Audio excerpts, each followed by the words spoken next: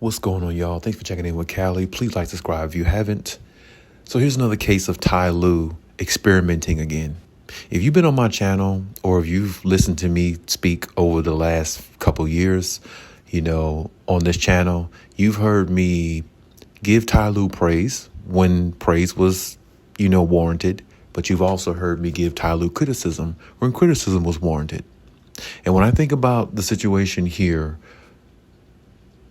when I think about the Rockets game that happened the other night, and they do play him again, of course, but when I think about him having James Harden and Norman Powell on the bench with 3 to 4 minutes, I believe, left within the game, there's another questionable situation. And, he did something like this, I think it was last season with Kawhi Leonard. He had benched Kawhi Leonard in a game, I think, against the Lakers, where I think it was like LeBron's birthday or something like that. And the Lakers ended up winning that game. And he benched Kawhi Leonard for the last 2 minutes of that game for some odd reason. And the Lakers pulled out the victory. You know what I mean? So it's like, there again, these are situations that I find to be very questionable by Ty Lue, and I really don't understand the reasoning behind it. Because if you have contention of winning a game, if you have an opportunity to win a game, or if you want to just, look at it from a standpoint of, do everything you can to put yourself in the best position to win a game, you need your best players out there. There's no reason why Norman Powell and James Harden should have been on the bench in the Houston Rockets game. There's no reason for it. What can you explain to me the logic behind that? I've seen him do that in games where they're down. Like I said, I just gave you an example. The game that he benched Kawhi Leonard last year with 2 minutes to go, I believe, against the Lakers.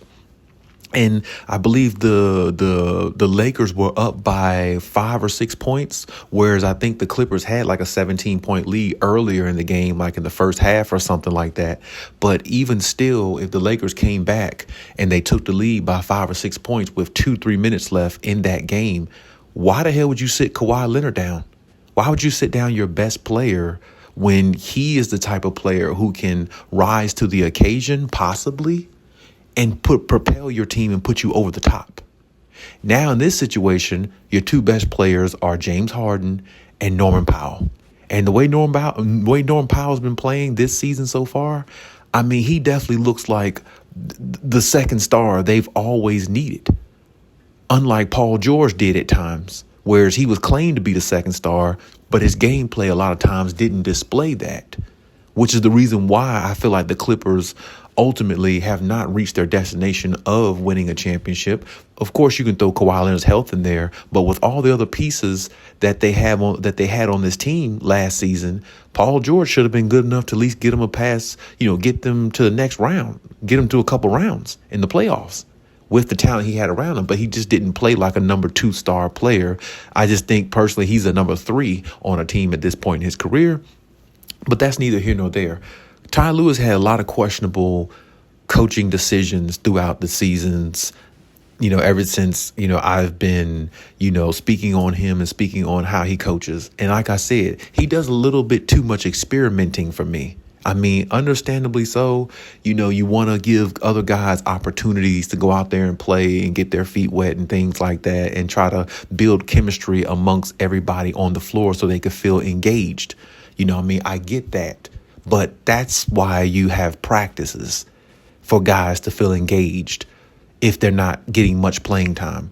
You don't need to be in a season game where you're trying to win every game you can because you don't have Kawhi Leonard and you're shorthanded of your main superstar.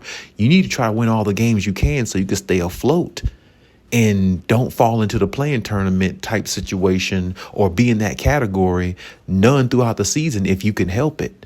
That's how you build your team's confidence too. Other guys on the bench, of course, everybody wants to play. But you know something? There's only one basketball. So the main guys got to be out there to give you the best chance to win. And these are situational situations that I feel like Ty Lue is piss poor in.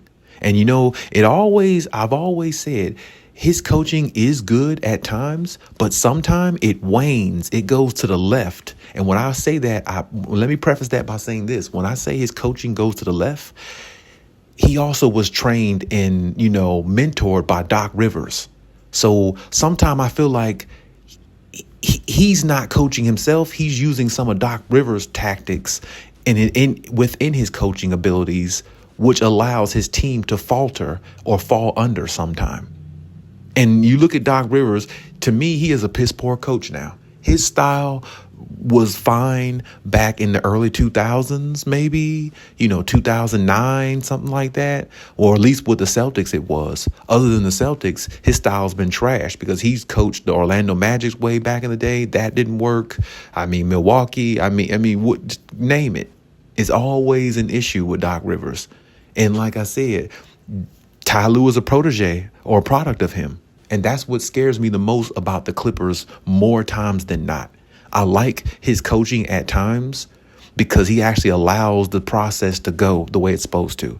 But at times, he'll try to experiment and try things and do things at times that make you scratch your head and make you wonder, like, what was the logic behind that? This is supposed to be one of the leaders. This is the leader of the team. Coach is the leader of the team, really, because he's the one that orchestrates everything. So with that being said, as players on the team, as the organization, they have to trust his decision making.